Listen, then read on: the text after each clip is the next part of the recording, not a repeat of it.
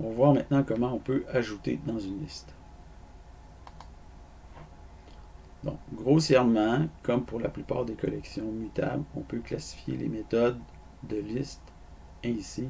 Donc, rechercher ou vérifier. Donc, rechercher quelque chose dans une liste ou vérifier qu'une propriété est respectée pour la liste. On va faire vérifier que certaines conditions sont respectées. Ajouter ou insérer, supprimer ou enlever, ordonner, extraire ou transformer. Donc, dans cette section, on va voir comment on peut ajouter et insérer. Donc, ajouter et insérer, essentiellement, vous avez les méthodes suivantes. Vous avez add, add range, insert et insert range.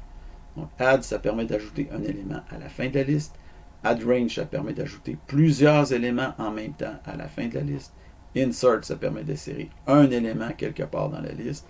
Et insert range permet d'insérer plusieurs éléments quelque part dans la liste. Notez que l'ajout est rapide, mais que l'insertion est généralement coûteuse parce qu'il faut déplacer tous les éléments pour faire de la place pour le nouvel élément ou les nouveaux éléments. On va en parler un peu plus dans quelques diapos. Donc, si on prend tout d'abord add et add range, donc ici, dump, on se définit une méthode. Donc, ici, on commence par se définir une méthode. Dump, qui prend un argument, la liste, okay, et qui affiche certaines informations à propos de cette liste-là. Donc, on fait un new ici pour créer des informations. Et en fait, ça s'appelle ça un objet dynamique. Mais bon, vous n'étiez pas obligé de le savoir. Donc, on crée un nouvel objet dynamique pour l'afficher dans Linkpad, parce que Linkpad est très bon pour afficher ce genre d'objet-là. Donc, j'avais jamais autant créé d'objets dynamiques avant d'utiliser Linkpad. Donc, on se crée, on voit pour l'information, on affiche la capacité et on affiche les éléments séparés par un espace. Donc, la première chose qu'on fait, c'est qu'on se crée ici une nouvelle liste vide d'entiers qu'on stocke dans une variable entier. Et après ça, on l'affiche, dump entier. Donc, on voit ici que la capacité est 0 et que la liste, c'est rien. Après ça, on ajoute 1. Et on fait un dump toujours. On voit que la liste contient le nombre 1 et que sa capacité est rendue 4. Et ensuite de ça, on fait un add range avec les nouveaux éléments suivants, 2, 3, 4 et 5. Et on fait un dump. Et cette fois-ci, on se retrouve avec une liste qui contient les éléments 1, 2, 3, 4, 5 et qui a une capacité de 8. Donc, on voit ici comment on peut faire un add et un add range.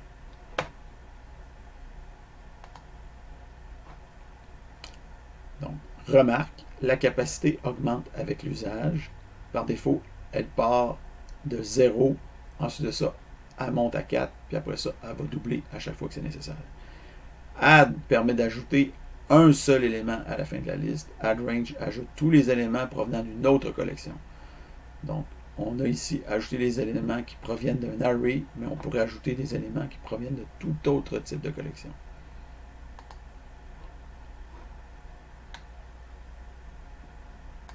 Donc, pour montrer que addRange fonctionne avec un paquet de collections, voici qu'est-ce qu'on peut faire. On pourrait, par exemple, on a une liste ici, on peut faire un addRange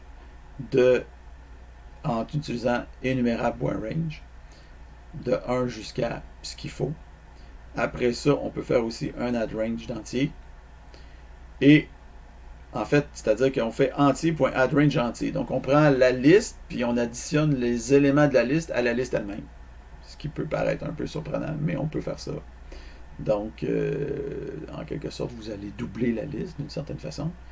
Donc, vous allez vous ramasser avec 1, 2, 3, 4, 5, 1, 2, 3, 4, 5.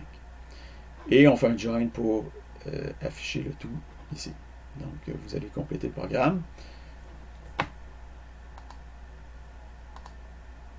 L'insertion maintenant. Pour insérer dans la liste, on peut utiliser insert ou insert range. Donc, il faut indiquer la position de départ de l'insertion. Donc, la position 0 correspond au début de la liste. Donc, par exemple, si on se définit une liste d'entiers de 1 à 10, donc énumérable.range.toList, ça permet de créer une liste d'entiers de 1 à 10. Après ça, en position 0, on insère l'élément 101. Et à partir de la position 6, on insère 3 fois la valeur 100, donc enumerable.repeat 103, donc 3 fois la valeur 100. Alors, qu'est-ce qu'on va obtenir comme sortie? Ben, on va obtenir ici notre 1, 2, 3, 4, 5, 6, 7, 8, 9, 10 avec un 101 qui a été inséré au début et la valeur 100 qui a été insérée 3 fois en position 6. Donc ici, 1, 2, 3.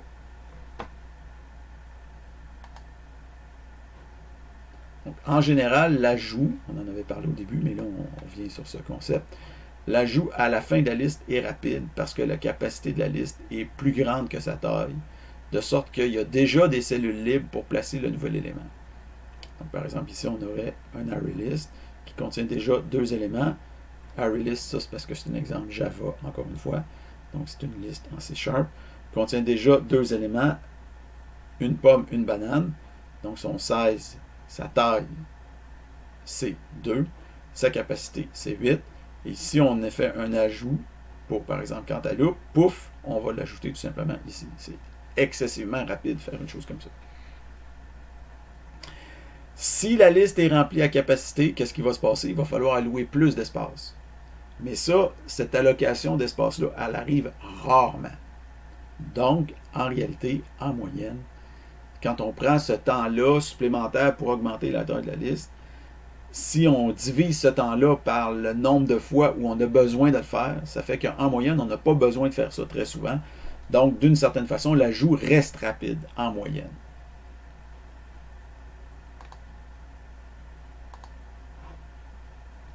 Par contre, l'insertion dans une liste est généralement coûteuse, sauf si vous voulez insérer à la fin. Parce qu'il faut d'abord décaler tous les éléments pour faire une place. Par exemple, supposons que vous voulez insérer l'élément 55 à la 4e position, donc à l'indice 3. Donc, vous voulez insérer votre 55 ici. Ben, vous devez d'abord décaler tous les éléments. Donc, il faut prendre le 10 puis le mettre ici, le 1 le mettre là, le 7 le mettre là, le 23, le nanana, nanana.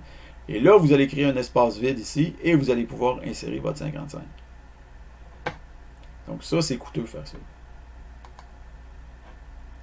Donc, pour, disons, illustrer encore plus concrètement, si vous voulez, qu'est-ce qui va se passer, on a ici un petit exemple qui va l'illustrer de manière dramatique. Donc, on a ici une liste d'entiers vide et on va insérer ici, dans un premier temps, pour chaque entier de 1 à 100 000, pardon, on va l'ajouter à la fin de la liste.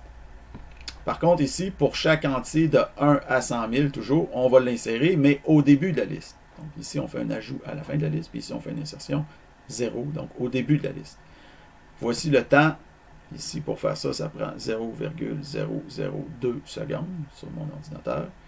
Par contre, ça va prendre environ 2 secondes, donc à peu près 1000 fois plus de temps pour faire un insert. On parle de insérer 100 000 fois.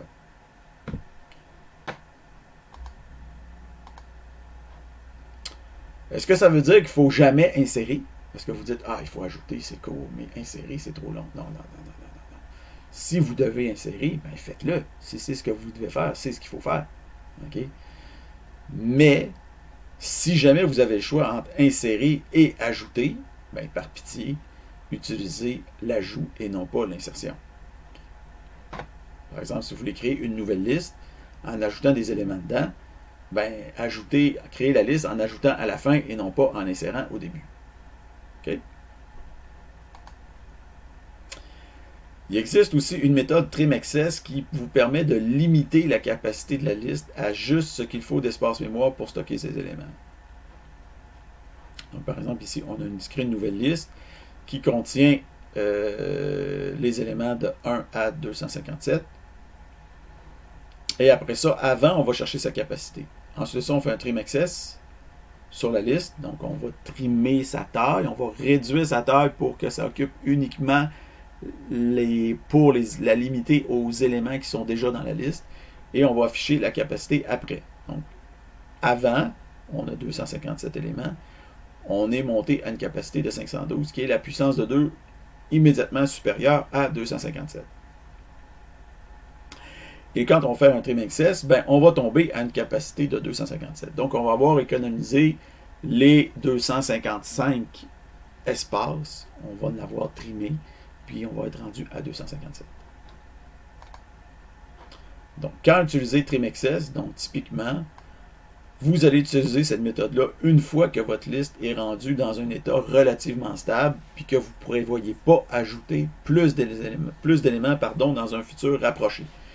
Le gain est évidemment plus important pour les listes qui sont plus populeuses. Donc, pour les courtes listes, l'utilisation de trim excess est virtuellement inutile. Donc, vous n'allez pas commencer à économiser des fractions de mémoire.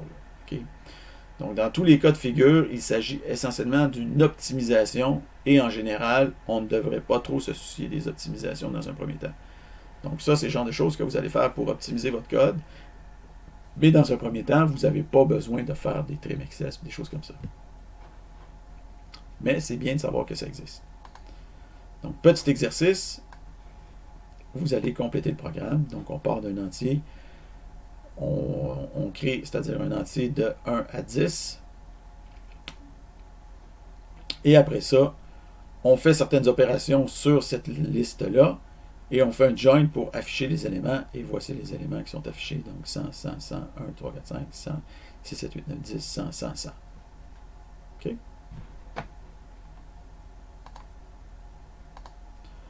Autre exercice où vous devez compléter le programme. Donc, on crée toujours un array une liste de 1 à 10. Et après ça, on fait un insert en position 0 de quelque chose. Vous devez l'indiquer, c'est quoi. Une fois que vous avez fait ça, on fait un join et on affiche les entiers de 1 à 10. Donc, si vous vous posez des questions, vous êtes intrigué, ben, vous allez voir ici les astuces. Okay. Donc, c'est une espèce de colle un peu, si vous voulez. Alors, en résumé, les méthodes addRange et insertRange permettent d'ajouter ou d'insérer tous les éléments provenant d'une autre collection. L'insertion se fait toujours à partir d'un point d'insertion, donc un indice. L'insertion est généralement beaucoup plus coûteuse que l'ajout, car il faut décaler les éléments pour faire de la place. La capacité de la liste croît au fur et à mesure qu'on a besoin de plus d'espace. On peut ajuster la capacité à la taille actuelle de la liste avec la méthode trim excess et ainsi préserver de la mémoire si c'est nécessaire.